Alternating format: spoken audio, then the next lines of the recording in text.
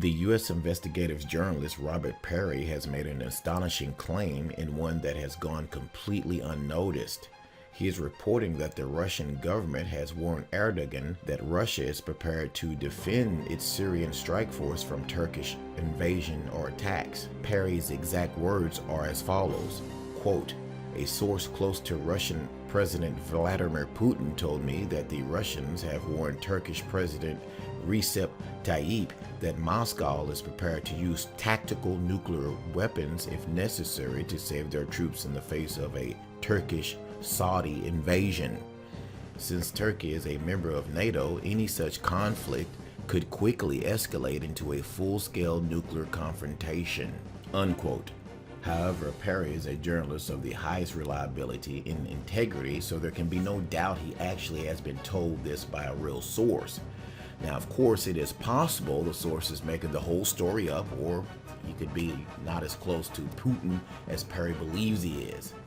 However, on February 11th, 2016, the Russian Security Council held a meeting to the public, and on that same day, the Russian military reported to Putin about a series of military exercises arranged at short notice, which looked likely they were intended to prepare the Russian military for a rapid response against a short notice attack from Turkey. If a warning really was given, it might have been given either on that day or possibly on the day after, to coincide with the military exercises that were directed toward Turkey. The meeting of the Security Council would in that case have been convened to discuss and authorize it.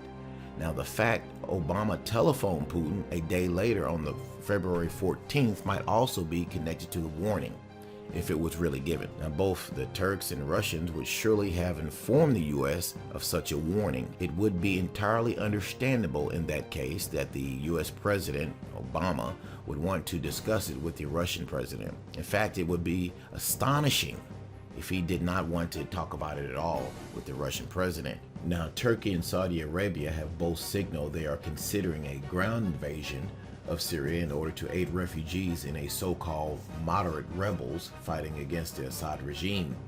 Last week, Turkish officials called for a safe zone to be established within Syria to allow refugees to flee Russia's advance, although the United States argued that such a corridor could not be set up without a no-fly zone.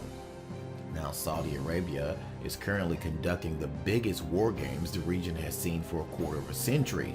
Northern Thunder involves 150,000 troops, which were initially reported to be 350,000 troops from 20 countries, and is viewed by some as a precursor to a possible invasion of Syria. Now, earlier this month, Saudi Foreign Minister Adel Jabbar told CNN that President Bashar Assad will have to be removed by force if the political process fails.